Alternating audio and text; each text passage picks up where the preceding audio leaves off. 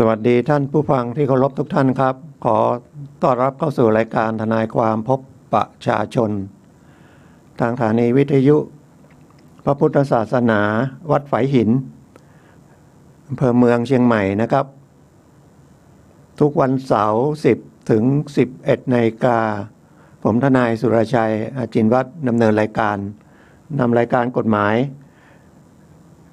ง่ายๆนะครับมาแบ่งปันความรู้กันก็จากประสบการณ์จากเรียนหนังสือนะครับแล้วก็เป็นทนายอาสา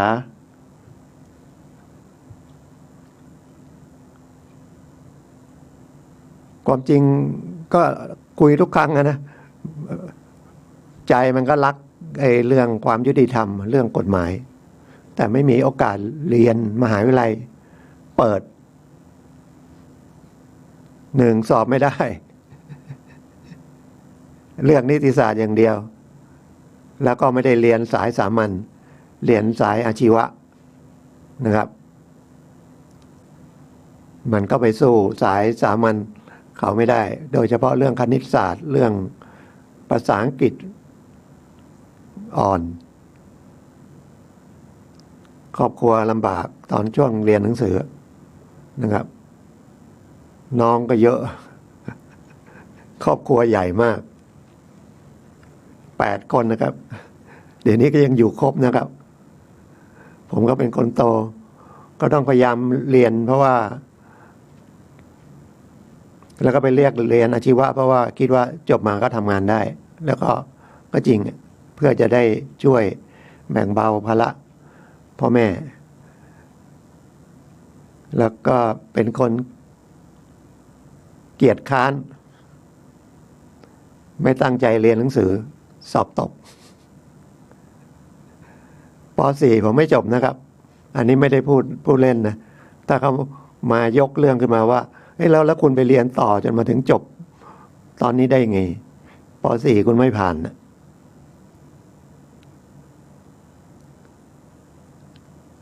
แล้วสมัยก่อนเรียนป .4 ประถม4นะครับต้องได้50%นะครับถึงจะผ่านนะสอบได้49ขอพ่อไปคุยกับโรงเรียนเขาไม่ให้เขาบอกเขาเสียมาตรฐานเขาคุณต้องเรียนซ้ำชั้นไปเรียนได้สักไม่ถึงเทอมมั้งรุ่นน้องก็ขึ้นมาก็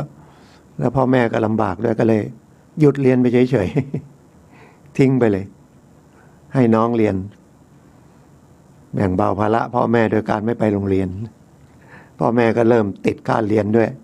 ค่าเทอมด้วยหยุดอยู่บ้านไปปีอายุก็มากขึ้นก็เลยแวบขึ้นมาว่าถ้าไม่เรียนหนังสือแล้วคุณจะไปทำอะไรแบกหามอะไรก็ไม่ได้ความรู้อะไรก็ไม่มีเห็นนักเรียนเขาแต่งตัวกันลูกชาวบ้านแต่งตัวขึ้นรถเมล์ไปโรงเรียนก็เลยกลับไปบอกพ่ออยากเรียนหนังสือแล้วพ่อเลยพาไปเรียนก็ไปขึ้นมศ.1 มศ.1 มศ.2 มศ.3จบก็เลยไปสอบพาณิชย์พระนครปวชจบปวชก็ต้องไปสอบต่ออีกที่เดิมนั่นนะครับเปิดแข่งขันก็สอบเพื่อจะเรียนปวสสอบติดสอบไม่พร้อมกันสอบติดที่ของทุ่งมหาเมฆอันหนึ่งแล้วก็ที่เดิมก็คือพาณิชย์พระนครก็เลยเลือกเรียนต่อที่พาณิชย์พระนครจบปวสก็อายุ25แล้วอายุ25แล้วก็ไปทำงานระหว่างทำงานก็ไปเรียนรามกำแพงแต่เรียนไม่จบนะครับพอดีสอบมาทำงานได้ที่ธกส.ขึ้นมาทางเหนือนี่ปีปลายปี23 24บรรจุ24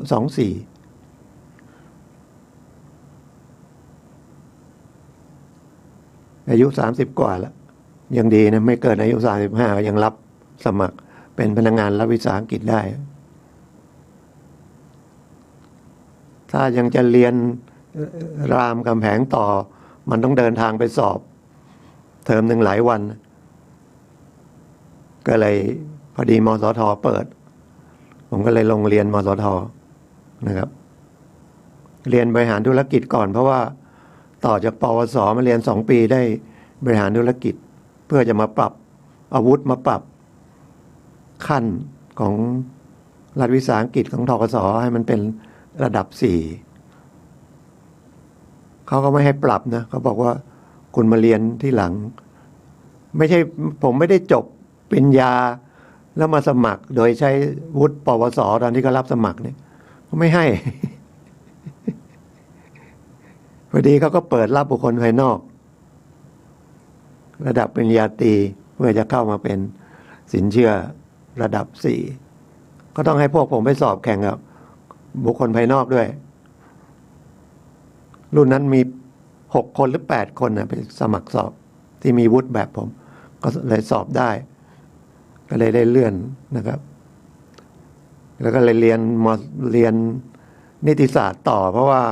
ถือว่าจบปริญญาตรีนิติศาสตร์หลักสูตรของมสท.แค่3 ปีผมก็เรียนต่ออีก3 ปีในนิติศาสตร์แล้วกว่าจะไปได้ใบอนุญาตให้เป็นทนายความเนี่ยต้องไปอบรมรุ่นหลังนี่ต้องอบรมละเพราะมันเลย29มา28นี่เปลี่ยนกฎหมายพระราชบัญญัติทนายความปี28ต้องผ่านการอบรมแล้วสอบถึงจะได้ใบอนุญาตไม่เหมือนเดิมจบนิติศาสตร์ก็ไปขึ้นทะเบียนนะเป็นสมาชิกวิสามัญถ้าไม่ได้เนนะครับวิสามัญของเนติบัณฑิตแล้วก็ยื่นใบขอเป็นทนายความได้เลยไม่ต้องอบรมทีนี้ถ้าจบอย่างนั้นมามันไม่มีความรู้ที่จะไปเป็นทนายได้แล้วครับเพราะว่าวิชาชีพทนายความถือว่าเกี่ยวข้องกับสิทธิเสรีภาพรวมทั้งถึงความเป็นความตายเลยหรือทรัพย์สินก็มหาศาลเลยนะครับหมดเนื้อหมดตัวล่มละลายก็เลยต้องมีความรู้ที่จะได้เหมือนคุณมีเงินซื้อรถเก๋งมาหรือไม่มีเงินแต่คุณขับรถได้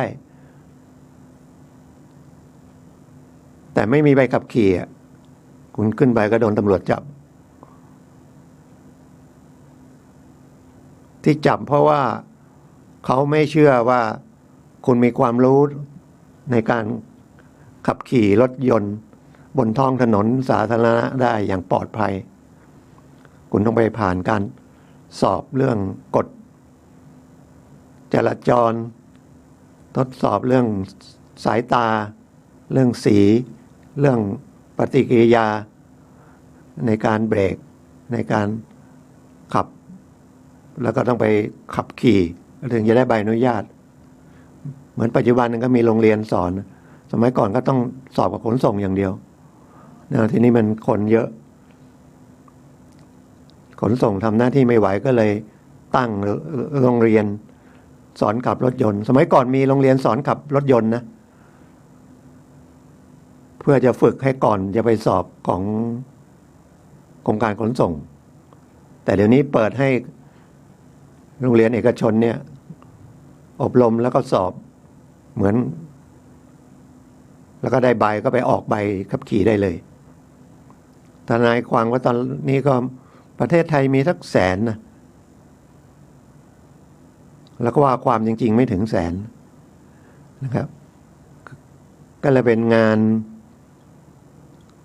ถือว่าก็ไม่ได้ออกจากธกส.นะครับแล้วก็พยายามจะปรับจากสินเชื่อไปเป็นทนายความก็สอบไม่ได้ ดีแล้วนะก็เป็นสินเชื่อไปมีคดีก็ลาไปท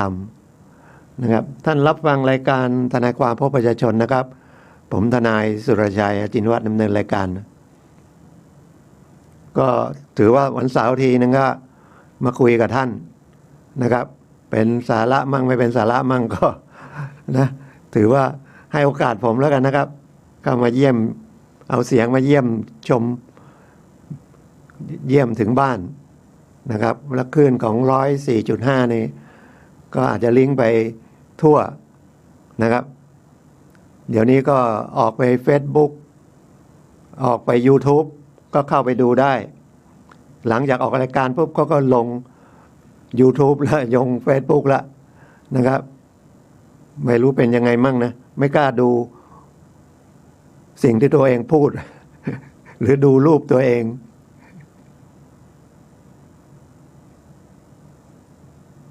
ก็วันนี้ถ้าเรื่องกฎหมายเอามาฝากก็เรื่องครอบครัว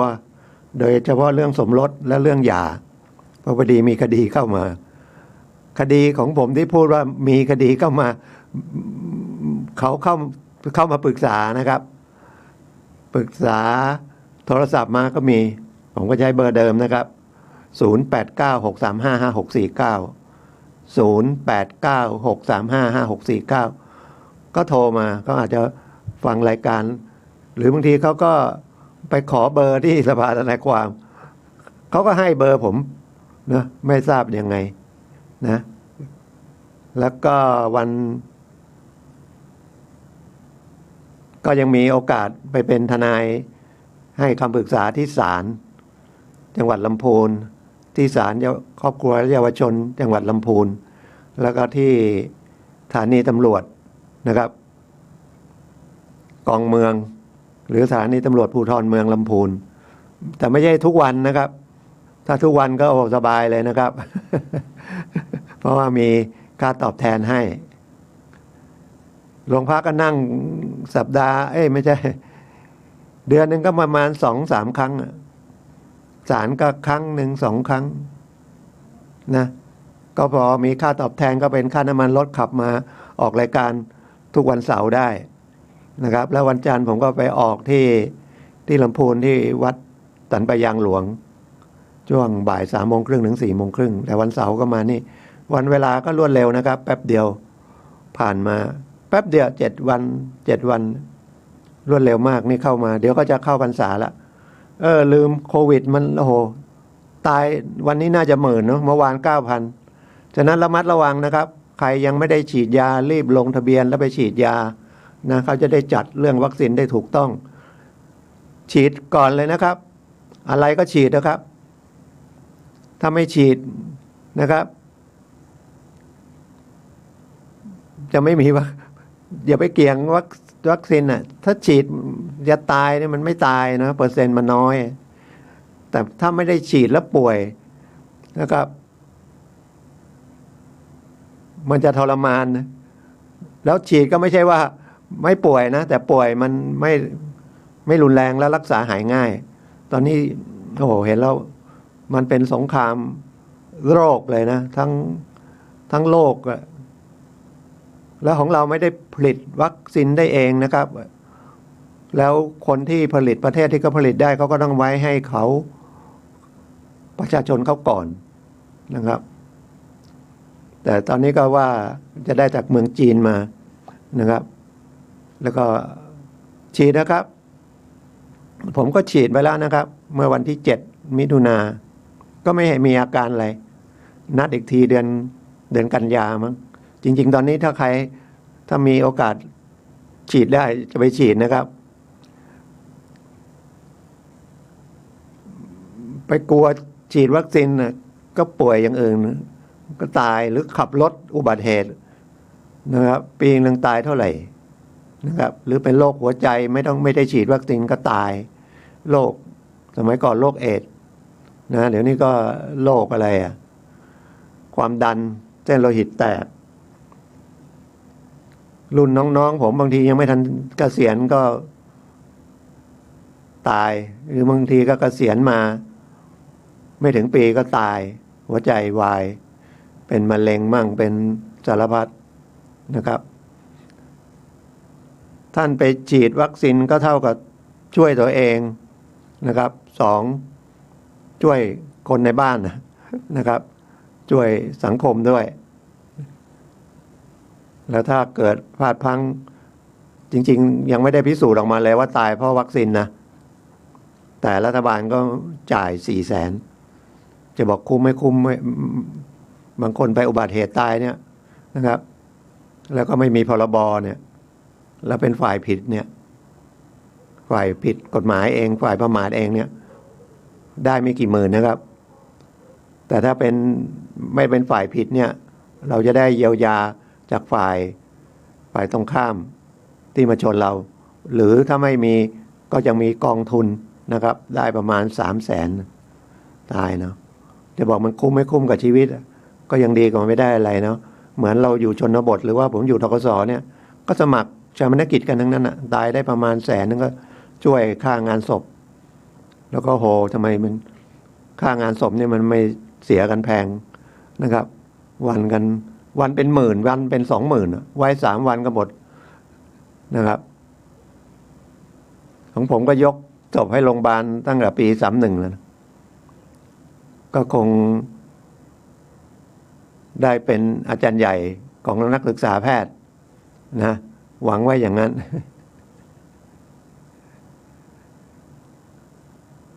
ก็วันนี้ก็ขอเรื่องสมรสนะสมรส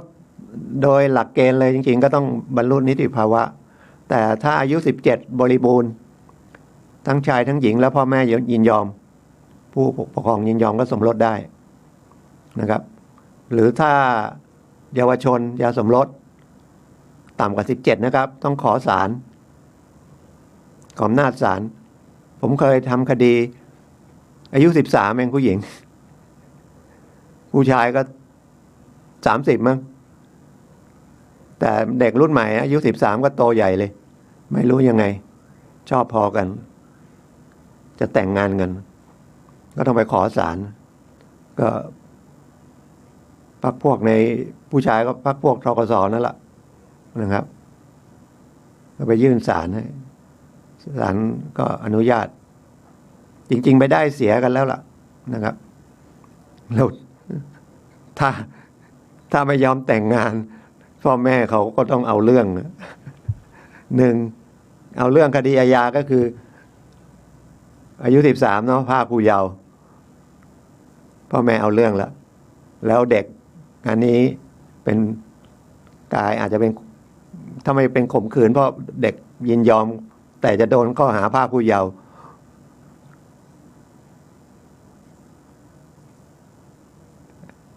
อันนี้มันก็เป็นกฎหมายที่ดูแลนะถ้ายิ่งอายุน้อยๆเท่าไหร่เนี่ยโทษมันจะเยอะนะครับพรากผู้เยาว์ก็ต้องเด็กยังไม่ถึง17-18เนี่ยอยู่ดีชวนก็ไปแล้วถือว่าพรากไปจากพ่อแม่จากการผู้ปกครองแม้บางทีผู้หญิงก็เต็มใจไปนะครับอันนั้นก็เลยไปจดทะเบียนสมรสก็ขอศาลก็จบไปแต่มันมีคดีหนึ่งนะครับเด็กไปเที่ยวเนี่ยแล้วไปเจอผู้ชายบอกฉันไม่กลับบ้านแล้ว ฉันจะไปกับผู้ชายนั่นนะแล้วพอไปโรงพักเด็กผู้หญิงก็เล่าอย่างนั้นน่ะเขาไปก็ยินยอมแล้วนี่ผู้ชายก็ไปนะครับมีเพศสัมพันธ์กันแต่ทีนี้เขายังไม่ถึง18ยังไม่พ้น17อย่างเงี้ยพ่อแม่ก็เอาเรื่องก็หาพรากผู้เยาว์ตำรวจก็ต้องลงเรื่องต้องรับผู้ชายก็ถูกจับไม่ได้ประกันตัวก็โดนขังก่อนละถ้าได้ประกันตัวก็โอเคนี้พอขึ้นคดีเนี่ยรู้สึกไม่ได้ประกันนั้นผู้ชายก็โดนขังอยู่หลายเดือนนะครับพอขึ้นไปผมก็เป็นทนายขอแรงที่ศาลตั้งให้ทีนี้การสืบพยานเนี่ยมันไม่ใช่ว่ามีแต่แม่มาอย่างเดียวหรือมีตำรวจมาอย่างเดียวต้องมีผู้เสียหายก็คือเด็กคนนั้นเด็กไม่มาก็ถามศาลถามแม่เด็กว่าเอาเด็กทำไมไม่มาจะมาเบิกความมันไปบ้านผู้ชายอื่นอีกแล้วศาลก็เลยยกฟ้องไปเลยอันนี้เป็นข้อเท็จจริงนะไม่ได้พูดแล้วฟังเดี๋ยวหาว่าผมไปเหยียดหยามเด็กไม่ใช่อันนี้เป็นข้อเท็จจริงเป็นเพื่อการศึกษานะครับเพื่อการศึกษาแล้วถ้าเป็นเรื่องคดีข่มขืนเนี่ย ถ้าเราข่มขืนผู้ชายก็เด็กผู้ชายนี่ก็เป็นคดีข่มขืนนะแล้วคดีข่มขืนก็แก้ไขใหม่ยังไม่ถึงเรื่องครอบครัวเลยคุยมากลายเป็นเรื่องข่มขืนไปละข่มขืนนี่สมัยก่อนเดิมแก้กฎหมายก็ต้อง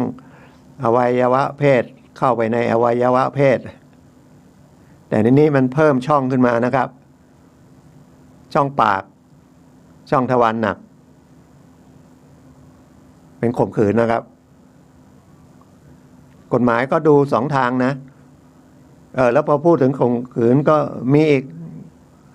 เป็นนักเรียนอันนี้โตแล้วนักเรียนอาชีวะแล้วผู้ชายก็ชอบกันนะจริงๆก็ไปก็แม่ก็จะเอาเรื่องว่าเอาข่มขืนทีนี้ลูกไม่เอาแล้วถ้าอายุเกินผู้เยาว์ขึ้นไปนะมันคดีข่มขืนมันเป็นคดียอมความได้นะข่มขืนธรรมดาเนี่ยเป็นแฟนกันก็ไปด้วยกันไม่ได้แล้วไปนอนด้วยกันนะครับครั้งแรกอาจจะนอนด้วยกันเต็มใจแต่ครั้งที่หลังอาจจะไม่เต็มใจผู้ชายอาจจะใช้ออกแรงอะไรบ้างเล็กๆน้อยๆแล้วก็ข่มขืนนะครับมันก็ต้องดูพฤติกรรมนะครับว่าเต็มใจหรือไม่เต็มใจมันสืบยากเนาะไปกับเขาถ้าโตนะเล่าสู่กันฟังนะครับเดี๋ยวยังไม่ถึงครอบครัวเลยมันเลี้ยวมาตรงนี้ได้ยังไงแล้วมันก็ความคิดก็แวบขึ้นมาอีกมีนะครับตอนผมกำลังฝึกเป็นทนายก็ไปกับทนายนะครับตอนนั้นผมอยู่ธกสย้ายไปราชบุรีอำเภอบ้านโป่งก็มีผู้ชาย4 คนมีอายุแล้วล่ะ20 กว่า30 กว่าแล้วถูกจับอยู่ที่โรงพักก็ให้ทนาย ไปดูเพราะว่า ขออภัย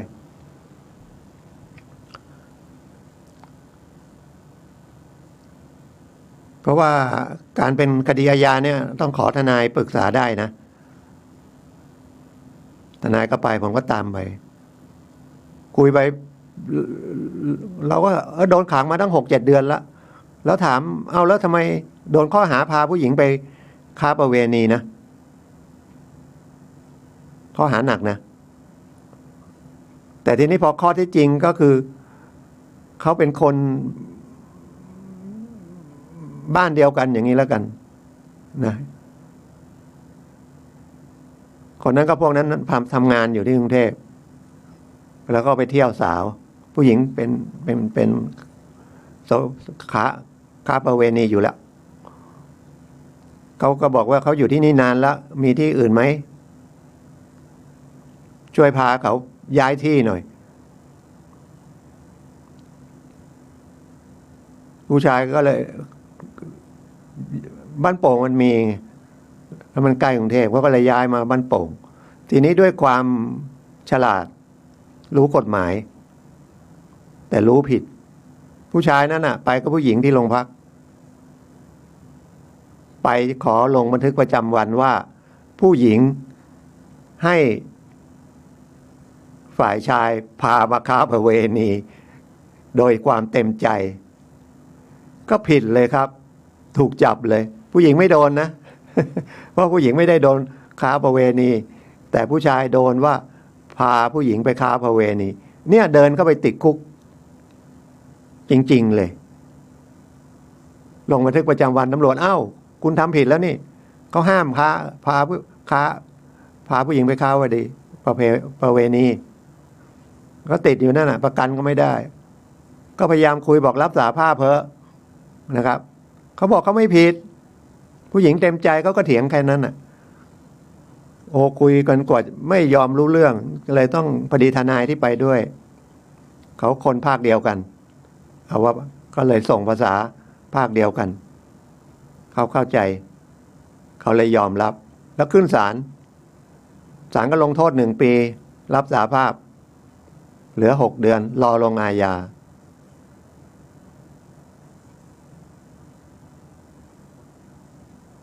เรื่องจริงเลยนะครับเป็นความรู้นะบางทีเนี่ยเราก็หาเรื่อง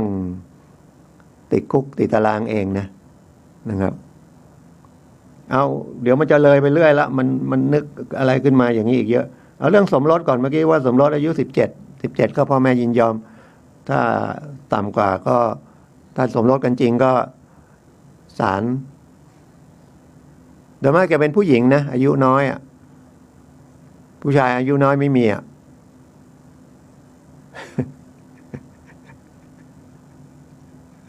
ผมหัวเราะอะไรผมหัวเราะว่าถ้าเกิดผู้หญิง30เอาง่ายๆนะแล้วไปชอบผู้ชายอายุ13เนี่ยแล้วขออำนาจศาลขอจดทะเบียนสมรสกับผู้ชายได้ไหมไม่มีเนาะมันมีแต่ผู้ชายขอจดทะเบียนสมรสกับผู้หญิงแล้วมันผมยังไม่ได้ไปศึกษามันพูดขึ้นมาแล้วมันก็นึกได้ไอ้กฎหมายมันเขียนว่าเป็นฝ่ายชายฝ่ายหญิงไหมเดี๋ยวนี้มันไม่แน่เนาะแต่ข่มขืนมันเป็นได้นะผู้หญิงโดนข้อหาข่มขืนผู้ชายได้นะอาจจะเป็นตัวการร่วมอะไรอย่างเงี้ยดูต้นทางนะครับให้สามีข่มขืนคนใช้อย่างเงี้ยเรียบร้อยเลยนะครับแล้วผู้ชายก็โดนข่มขืนได้นะมีไหมคุยกันเล่นๆนะผู้หญิงขอผู้ชายแต่งงานอย่างอินเดียนะไอ้นั่นผู้หญิงขอผู้ชายแต่งงานเนาะแต่อินเดียนะแต่อันนี้อินเดียผู้ชายเอาผู้หญิงต้องขอผู้ชายเสียตังค์ให้ผู้ชายแต่งงานนี่อะไรเนี่ยอย่างไปแต่งงานกับอายุ13 14 15อย่างเงี้ยถ้า17 18ก็ยังโอเคนะครับให้พ่อแม่ยินยอมไปจดทะเบียนสมรสอย่างนั้นได้แต่ขอผู้หญิงไปขอผู้ชายขอศาลใครเคยมีเคสใครฟังผมเป็นทนายแล้วลองบอกได้มีไหมสมรสเนาะพอนี้มันสมรสแล้วก็จดทะเบียนสมรสจดทำไม จดเพราะว่ามันมีเรื่องสมบัติเรื่องทรัพย์สินเพื่อจะได้รู้ว่าไอ้ทรัพย์สินเนี่ยมันของใครเวลามีปัญหาก็คือเลิกล้างกันคือหย่าถ้าจดทะเบียนสมรสมันก็ต้องไปจดทะเบียนหย่าจดทะเบียนสมรสมันเป็นเรื่องผู้หญิงผู้ชายจดทะเบียนสมรสก็เป็นหน้าที่มีหน้าที่นะครับหน้าที่แต่กฎหมายไม่บังคับนะครับว่าถ้าไม่จดทะเบียนสมรสติดคุกไม่มีถ้าไม่จดทะเบียนสมรสบุตรที่ออกมาเป็นบุตรของฝ่ายหญิงโดยชอบโดยกฎหมายแล้วก็ผู้หญิงไม่ต้องมีบิดาก็ได้ไม่ปรากฏบิดาก็ลูกไม่ต้องฉันเป็นนางสาวอยู่ฉันเกิดลูกแล้วถ้าเป็นข้าราชการเป็นรัฐวิสาหกิจหรือเป็นทำงานบริษัทที่มีสวัสดิการเบิกสวัสดิการของลูกได้ก็เบิกได้เลยเป็นนางสาวนะมีลูกสามีไม่ปรากฏแต่ตอนไปแจ้งเกิดมันต้องมีคนไปแจ้งเกิดนะ มันอยู่ดีๆมันท้องเองไม่ได้เนาะทีนี้มันไปแจ้งเกิดมันเป็นพ่อแท้หรือพ่อไม่แท้คุยกันแต่ถ้าเป็นพ่อแท้ไปจดมันคนที่ไปแจ้งนั่นถ้าเราจะไปร้องศาลให้สั่งว่าบุตรเป็นชอบโดยกฎหมายก็ได้หรือกลับกันเด็กนะครับไปร้องโดยให้แม่เนี่ยไปร้องว่าบิดาเป็นบุตรโดยชอบก็ได้ที่ไปร้องกันอย่างเงี้ยก็คือมันเรื่องสืบก็คือพ่อต้องมีฐานะมีสมบัติมีรายได้ถ้าไม่มีจะไปขอทำไม ฉะนั้นในวัตถุสิ่งของสมบัติทั้งหลายเนี่ยมันก็เลยต้องจดทะเบียนเพราะว่ามันเดี๋ยวนี้บางทีผมเคยพูดหลายครั้งแล้วแต่ผมอาจจะพูดพลาดไปเนาะก็ขอตอนนี้ไม่น่าจะพลาดนะ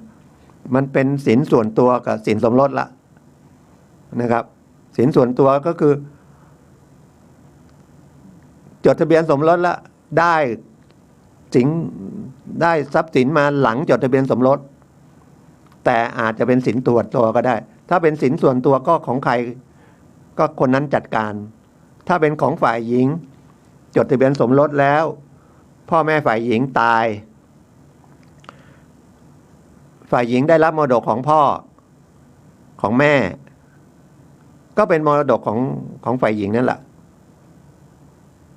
ฝ่ายชายไม่มีส่วนว่าเป็นสินสมรสมาแบ่งครึ่งไม่ได้แต่ดอกผลได้หรือพ่อแม่ยังไม่ตาย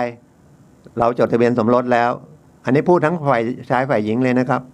แต่ยกตัวอย่างฝ่ายหญิงเพื่อจะเข้าใจง่ายๆพ่อแม่ยกสมบัติให้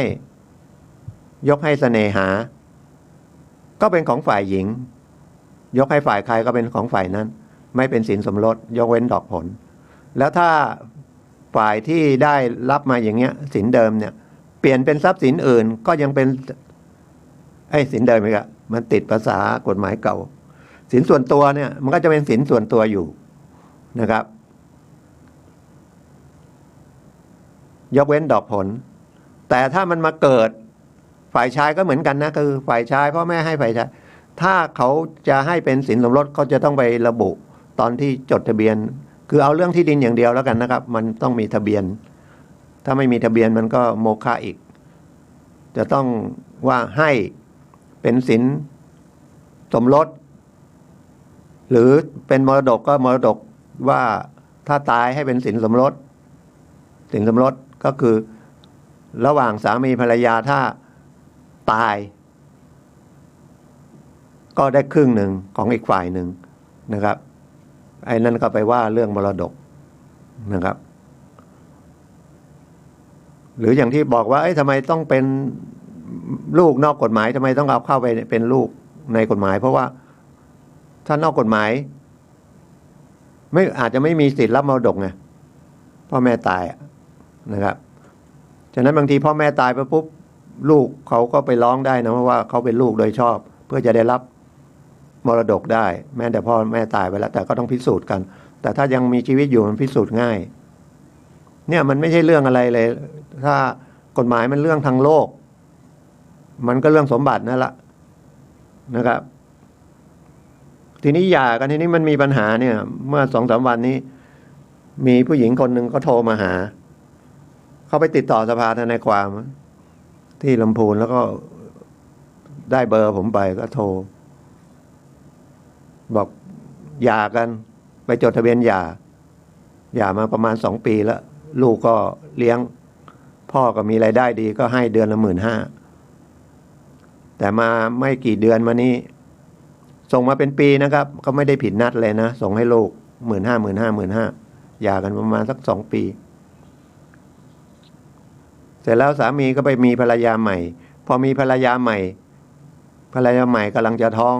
ภรรยาใหม่เลยสั่งสามีเป็นสามีเดียวชอบนะเขาไปเพราะว่าหย่าไปแล้วเขาไปจดทะเบียนสมรสแล้ว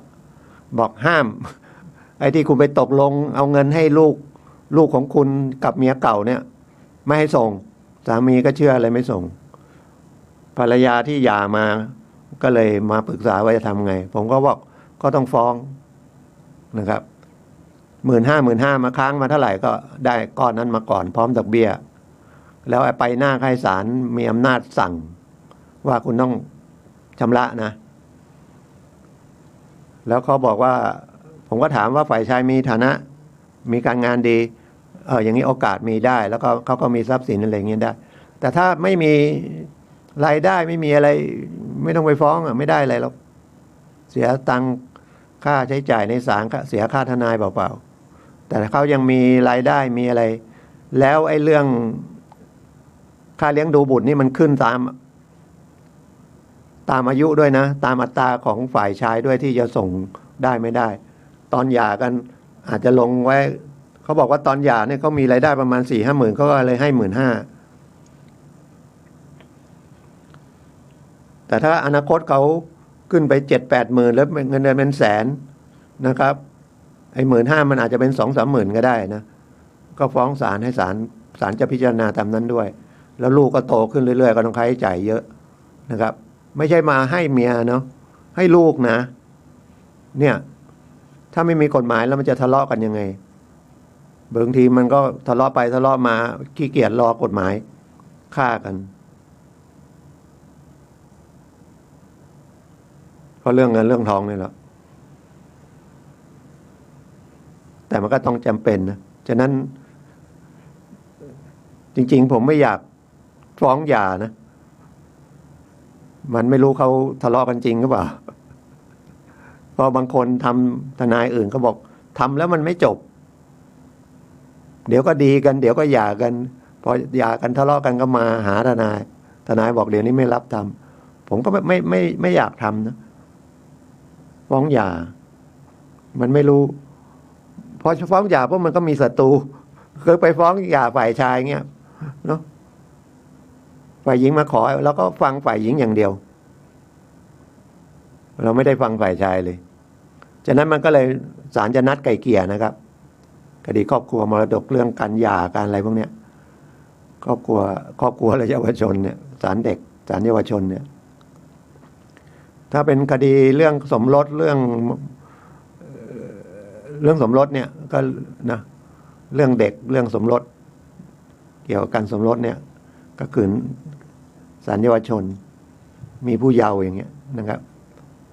หรือว่าเรื่องหย่ากันเรื่องครอบครัวเนี่ยศาลก็เลยศาลเยาวชนและครอบครัวนะครับครอบครัวและเยาวชน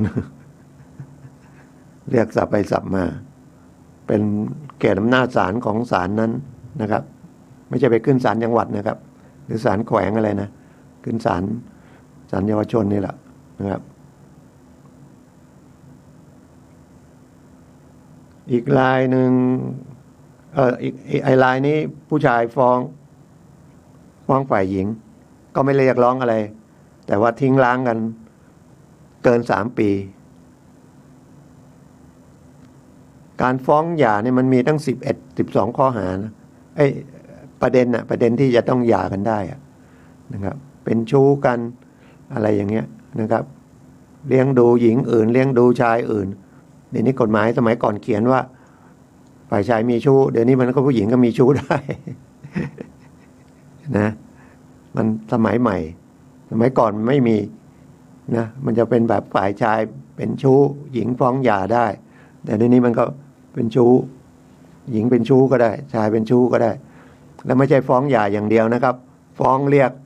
ชู้ได้ด้วยนะครับถ้ามีฐานะดีก็เรียกได้กี่ล้านก็ได้ฉะนั้นไปเป็นชู้ก็ระวังนะครับมีฐานะนะเขาฟ้องนะครับ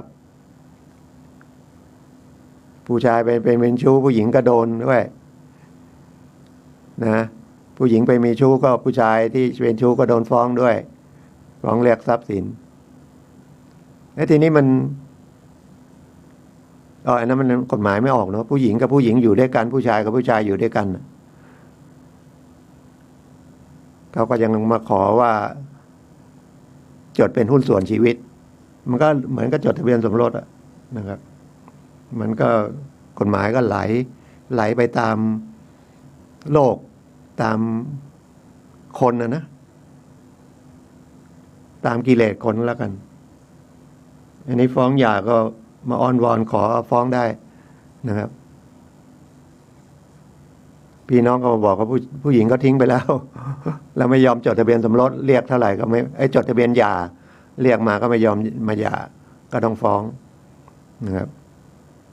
แล้วหลักฐานมันก็พออยู่ในเงื่อนไขที่ฟ้องได้แล้วก็ไม่ได้เรียกทรัพย์สินเงินทองอะไรกันมันก็น่าจะง่ายก็นัดวันจันทร์นี่แหละขึ้นศาลนะครับอีกอันหนึ่งเงินกู้ออนไลน์อย่าไปเล่นนะอย่าไปกู้นะครับเสียก็เสียนะมันเข้ามาทาง Facebook แล้วบางทีระวังเขาปลอมว่าเป็นธนาคารเป็นสถาบันการเงินแล้วก็ลงมาเลยให้กู้เท่าไหร่กู้10,000ส่งวัน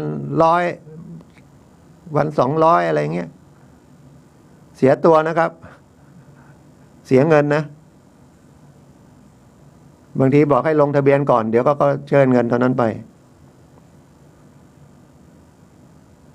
มีรายหนึ่งเมื่อวานผมไปมีคนมาปรึกษาน่าสงสารนะผู้หญิง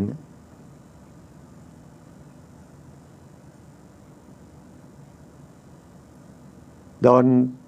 โนติสมาฟ้อง200,000แล้วก็มีรายการอะไรอีกไม่รู้เยอะแยะเลยเรียกบอกทำไมฟ้อง200,000เขาบอกเขาใช้หนี้ไปหมดแล้วเขากู้แค่100,000เดิมเขากู้จริงๆกู้นอกระบบคุยกัน100 บาทต่อเดือนแต่กลายเป็น10ต่อเดือนผู้หญิงนี่ก็เก่งเนาะหาเงินเก่งมีลูก2 คน กู้เงิน200,000ก็โดนหักไว้50,000อีกได้เงินมา150,000แล้วนั่งส่งอยู่2-3 ปีส่งไปเงินเป็นเงินประมาณ500,000เก่งยอมรับผู้หญิงคนนี้อายุ40 กว่าไปมาพอเป็นหนี้เป็นสินอะไรขึ้นมาไปคุยกับสามีบอกไม่รู้เรื่องหนี้สินเธอก็เลยเลิกกันเอาลูกผู้หญิงเอาลูกไว้ให้ยายเลี้ยงให้ตาให้ยายเลี้ยงเครียดมากเลยแล้วก็มาปรึกษาบอกว่าไม่เป็นไรหรอกเขาทำผิดกฎหมายเป็นการปล่อยหนี้นอกระบบผิดพรบนะครับพรบดอกเบี้ยเกินอัตราแต่โทษมันน้อยดอกเบี้ยเกินอัตรานะโทษปี2 ปี2เขาทวงหนี้ทวงจนเขาออกจากงานซึ่งเขาทำผิดอีกการทวงหนี้นี่เขาก็โทรไปบอกเจ้านายบอกคนนี้เป็นหนี้โทรให้เจ้านายรำคาญซึ่งเขาผิดนะครับเดี๋ยวนี้มีพรบทวงหนี้มาตั้งนานแล้วผิดนะครับคนจะทวงหนี้ได้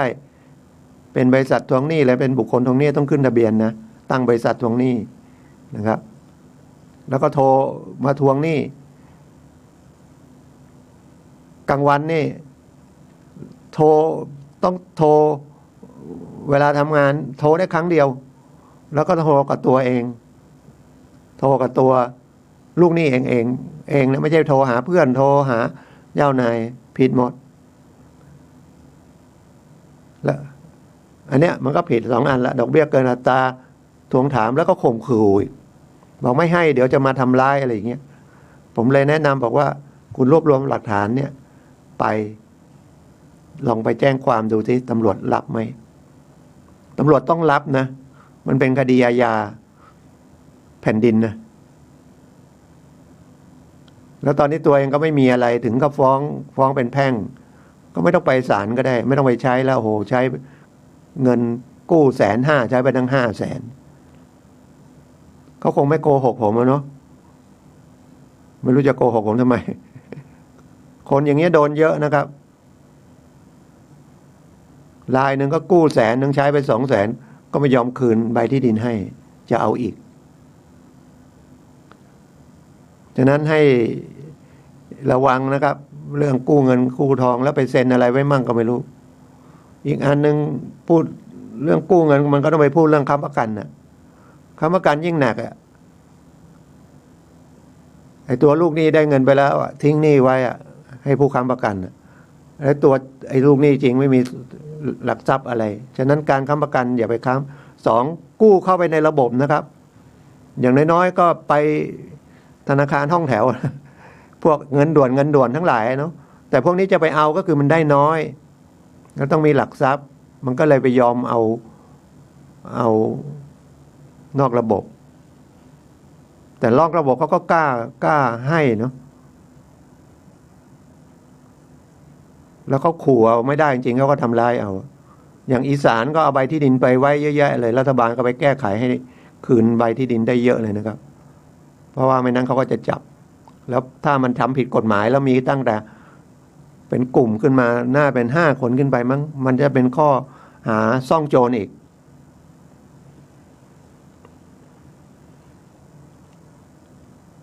ร่วมกันจะกระทำผิดกฎหมายหรือทำผิดกฎหมายเรื่องอื่นเนี่ยเป็นซ่องโจรนะก็อยู่ที่พนักงานสอบสวนนะแต่วันนั้นมีอีกคดีหนึ่งอันนั้นก็ไปยืมเงินอีกแล้วเอารถไปไว้แล้วคืนใช้หนี้อะไรหมดละเขาบอกยังขาดค่าดอกอีกเขาไปให้เดือนที่แล้วให้แล้วเดือนนี้เขาจะไปเอารถเมื่อวันที่10เขาบอกขอลดออกเขาบอกต้องเอาดอกเบี้ยอีกเดือนหนึ่ง7,000ทำไมนั้นไม่ให้ลดเขาก็เลยมาโรงพักมาแจ้งความดีนะอันนี้ชมเชยตำรวจสารวัตร เขาก็คุยไปเดี๋ยวผมให้ตำรวจสายสืบไปช่วยคุยให้เขาบอกสงสารผู้หญิงมาไอ้ผู้หญิงนั่นนะที่เอารถไปไว้แล้วก็จะเอารถคืนบอกต้องจ่าย7,000ทั้งที่ใช้หนี้ไปแล้วเอาไปจำนำอย่างเงี้ยนะเต็นรถซึ่งจริงขายรถมือสองนี่ก็มีสำนักงานคุ้มครองผู้บริโภคดูแลเรื่องสัญญาเรื่องอะไรอยู่แล้วนะแต่พวกนี้ไปทำแบบไม่ทำเอกสารไงบางทีก็ทำเหมือนสัญญากู้กันเองอ่ะที่จริงพวกรถเต็นท์เนี่ยรัฐบาลเขาควบคุมนะกฎหมายควบคุมนะแต่มันก็มีเยอะแยะไปหมดอะพวกเนี้ยที่ค้ารถอะบางคนก็ธรรมชาตินะมันก็ทุกอาชีพมันก็มีคนซื่อสัตย์มั่งคนดีมั่งคนไม่ค่อยดีมั่งอะไรอย่างเงี้ยฉะนั้นระวังนะครับ ก็ยังดีนะตำรวจเขาช่วยรายนี้ก็เหลืออีก15 นาทีก็คุยเรื่องกฎหมายแล้วตอนนี้ก็ขอคุยเรื่องสถาบันพลังจิตอานุภาพนิดนึงนะครับ เพราะว่าตอนนี้ก็โควิดมันมาก็เลยเปิดไปเรียนที่สาขาไม่ได้ก็เลยเปิดเรียนออนไลน์ใช้คำว่าวิทันตศาสมาธิเดี๋ยวตอนนี้เท่าที่ผมรู้ตอนนี้นะพอดีเห็นที่ Facebook เข้าไปที่ Facebook นะพิมพ์คำว่าวิทันตศาสมาธิเข้าไปเถอะนะครับตอนนี้ที่ใกล้ที่สุดที่ผมนึกได้ตอนนี้คือวัดป่าดาราพิรมย์เขาก็จะเปิดปฐมนิเทศ1 สิงหาลงออนไลน์นะครับไม่ไปไหนเลยเรียนที่บ้านเวลา6 เดือนจันทร์อังคารพุธพฤหัสศุกร์6 โมงเย็นถึงประมาณ2 ทุ่มก็คือเรียนประมาณ1 ชั่วโมงนะครับแล้วก็นั่งสมาธิเดินจงกรมหรือเดินสมาธิ30 นาทีนั่งสมาธินะครับ30 นาทีก็ตีว่า2 ชั่วโมงใช้ประโยชน์ตัวนี้ให้เป็นประโยชน์กับชีวิตเราที่เกิดเป็นมนุษย์นะครับเท่ากับฝึกสติเราฝึกกำลังจิตกำลังใจเรานะครับไม่นั้นช่วงโควิดด้วยเศรษฐกิจไม่ดีด้วยมันหนักสาหัสกันกว่าที่ตอนที่พระอาจารย์หลวงพ่อวิริยังตั้งสถาบันพลังจิตานุภาพเมื่อปี40ตอนนั้นมันต้มยำกุ้งเศรษฐกิจมันก็ไม่ใช่ร้ายแรงอะไรขนาดนี้ท่านยังตั้งขึ้นมาเพื่อจะช่วยให้คนมีกำลังใจหรือพลังจิตต่อสู้ใหม่นะครับอันนี้โดนทั้งโควิดโดนทั้งเศรษฐกิจนะครับฝึกครับเป็นฝึกสติฝึกกำลังจิตใจนะครับไม่ยากนะครับไม่ยากแล้วเราก็จะได้เรียนโดยตรงกับพระอาจารย์หลวงพ่อวิริยังเลยนะเป็นเทปเป็นคำบรรยายของท่านที่ทุกคนที่ตั้งสถาบันพลังจิตานุภาพมาตั้งแต่ปี40นะจนมาถึงรุ่นที่47 48เนี่ยมันหยุดไปนะครับเป็นถ้าเรียนที่สาขาก็เรียกหลักสูตรครูสมาธิก็เรียน6 เดือนเหมือนกันแต่นี่พอเรียนออนไลน์ก็เปลี่ยนเป็นวิทันตศาสมาธิฟังไปนะครับฟังแล้วก็เดินจงกรมนะครับหรือเดินสมาธิเนี่ยแล้วก็นั่งนะครับจะมีพี่เลี้ยงมีอะไรแต่ผ่านออนไลน์หมดนะครับไม่เจอกันนะครับไม่เสียค่าใช้จ่ายอะไรทั้งหมดเลยนะครับไม่ยากนะครับไม่ยากฟังสนุกถือว่าโอ้เราไปเสียเวลากับไอ้เล่นมือถือเล่นไลน์เนี่ยวันนึงเกินชั่วโมงนะครับแล้วเราก็จะได้เพื่อนกลุ่มที่เป็นเรียกว่ากลุ่มวิทันตศาสมาธิเป็นกลุ่มธรรมะกลุ่มเรื่องจิตใจอย่าไปพูดเรื่องธรรมะแล้วพอฉันยังไม่อายุเยอะฉันยังไม่เฒ่าไม่แก่เป็นเรื่องวัดเรื่องวาไม่คุยถ้าเราไม่ดูแลจิตใจเราเนี่ยใครจะดูเราก็ติดทางโลกไปหมดนะเดี๋ยวก็ผูกคอตายนะฆ่าตัวตายไปไม่ถูกเสียสติเพราะเราไม่เข้าใจธรรมะเอาธรรมะคำว่าเอาธรรมะปฏิบัติธรรมะอะไรอย่างเงี้ยแล้วเราจะไปแบบไปอยู่วัด3 วัน 7 วันนั้นนี่ก็ไปไม่ได้โควิดหมดอะนั่งอยู่บ้านนะครับธรรมะมาถึงบ้านจริงๆ104.5นี่ก็ผมก็ฟังตลอดอะฟังธรรมะ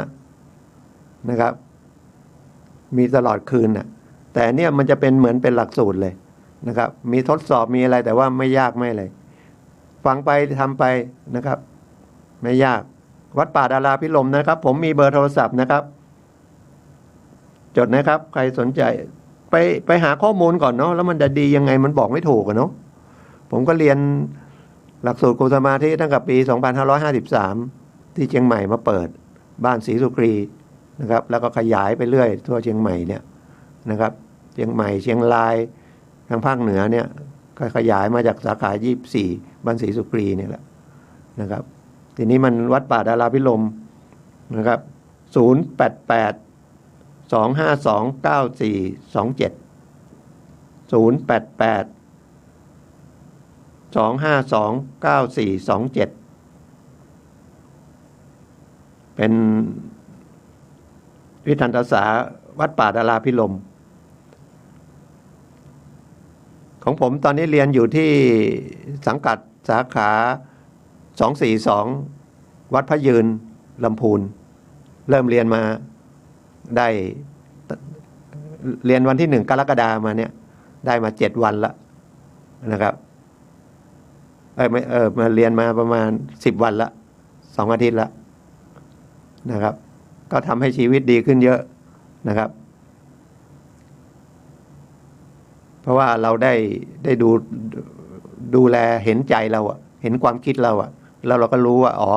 ความคิดมันห้ามไม่ได้เนาะแต่เราจะทำยังไงอะให้มันคิดที่มันเรื่องดีๆแล้วก็คิดไม่ดีคิดแล้วเครียดอย่างเงี้ยมันก็บรรเทาความเครียดไปได้นะครับร่างกายก็แข็งแรงขึ้นนะอารมณ์ก็แจ่มใสขึ้นนะครับเข้าไปนะครับแล้วก็มันใน YouTube ก็ได้ใน Facebook ก็ได้นะครับวิทันตสาสมาธินะครับก็อยากให้ลองไปศึกษาก่อนแต่เมื่อเช้าผมก็ฟังเทปมานะเขาบอกว่าอิทธิบาท4ทำให้ทุกอย่างสำเร็จเริ่มด้วยฉันทะ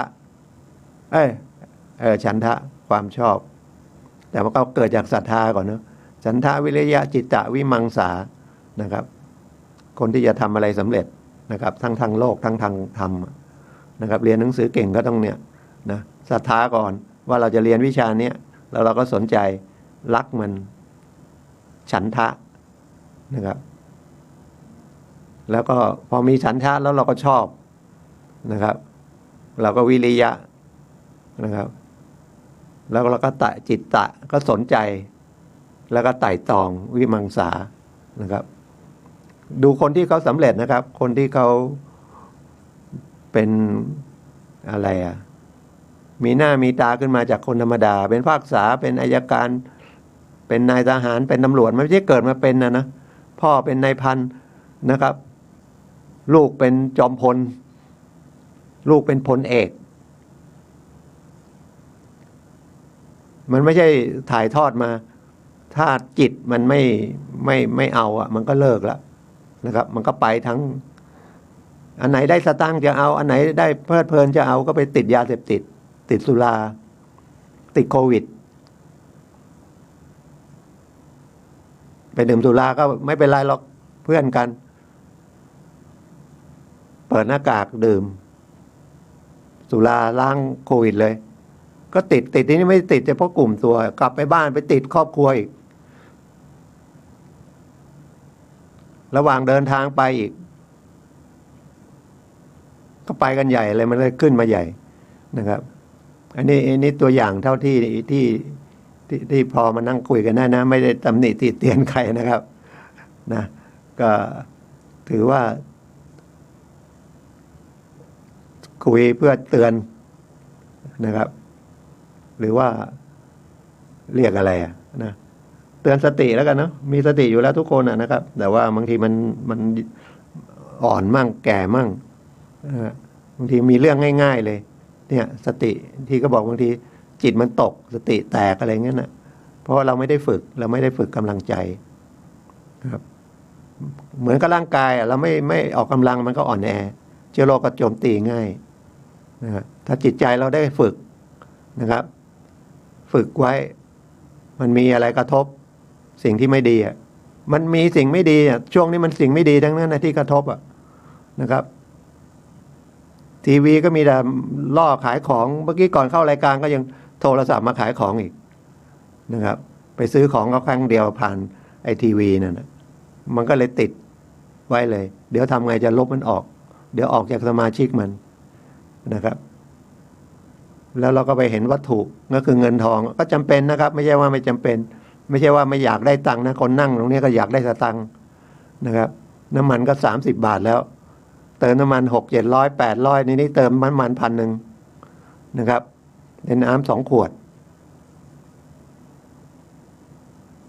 เงินมันต้องใช้นะครับ แต่ว่าไม่ใช่มีเงินเยอะได้ใช้เยอะมีความสุข แล้วก็เลยดิ้นรนไปหาว่าทำยังไงก็ได้ ไม่เกรงกลัวกฎหมาย ตอนนี้กฎหมาย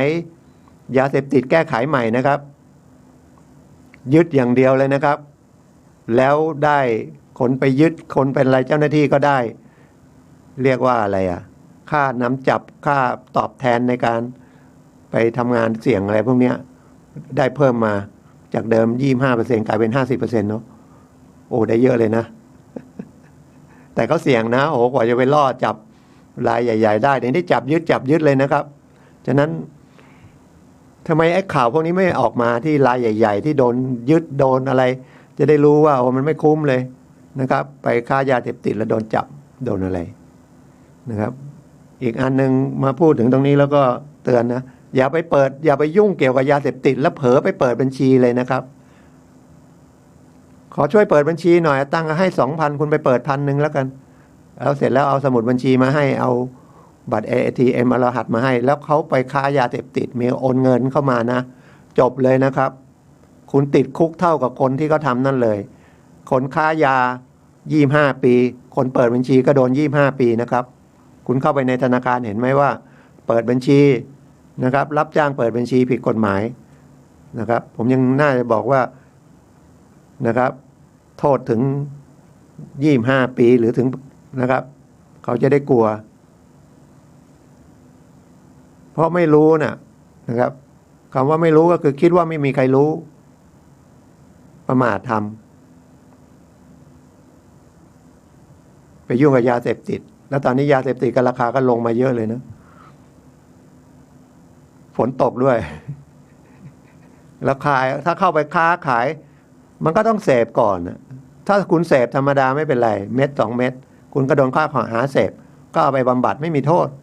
แต่ถ้ามันมีเกิน15 เม็ดขึ้นไปหรือ15 เม็ดขึ้นไปถือว่าค้าแล้วนะครับแล้วถ้าเสพแล้วไปขับขี่มอเตอร์ไซค์ขับขี่รถยนต์โทษหนักนะครับอันนั้นไม่ใช่เป็นผู้ป่วยแล้วนะครับแต่ถ้าเสพอยู่ที่บ้านนะครับถูกจับได้ก็หรือไม่ก็เดินไปหาตำรวจเลยพาไปอดยาหน่อยไม่ติดคุกนะครับแต่ยามันต้องมีไม่เกินมันต้องอย่าให้มันถึง15 เม็ดนะถ้าเกินมาถึง15 เม็ดเนี่ยก็เป็นค้าละนะครับค้าก็โทษหนักคือถ้าจะเอาแต่โทษอย่างเดียวเนี่ยมันแก้ไขไม่ได้หรอกนะครับแก้ไขไม่ได้มันต้องคู่กันโทษก็โทษเอาคนหนักๆมันก็จับไม่ได้รายใหญ่ๆนะยึดยับลึกทรัพย์แล้วก็ไม่เห็นมาบอกเลยแป๊บเดียวก็เงียบไปมีแต่เรื่องอะไรไม่รู้มันต้องอบรมจิตใจนะครับว่าไอ้การที่จะให้ใจมันเป็นสุขได้เนี่ยก็คือใจสมาธิไม่ใช่คิดไปเรื่อยคิดทางอกุศลไปเรื่อยๆนะครับคิดอยากได้แต่ไม่ทำงานอยากได้เยอะๆแต่ทำงานงอกแงกความรู้ก็ไม่มีอะไรอย่างเงี้ยโอกาสก็ไม่ได้ไปปล้นก็ดีกว่าไปลักทรัพย์ก็ดีกว่าไปจี้ไปปล้นร้านทองนะครับหรือว่าไปค้ายาเสพติดมันก็คิดผิดหมดอ่ะก็ไปอยู่ในเรือนจำนะครับก็ได้เวลานะครับแต่รู้สึกท่านอาจารย์สุนัยคงไม่เข้ามานะครับก็11 นาฬิกาละก็ขอบคุณทุกท่านที่รับฟังนะครับขอทุกท่านโชคดีนะครับปลอดภัยจากโควิดนะครับแล้วก็เศรษฐกิจเขาก็พยายามจะแก้นะครับไปติดต่อธนาคารนะครับเขาจะปรับโครงสร้างหนี้ทำอะไรก็ว่ากันไปนะครับหรือไม่นั่นก็หยุดไปเลยนะหยุดไปเลย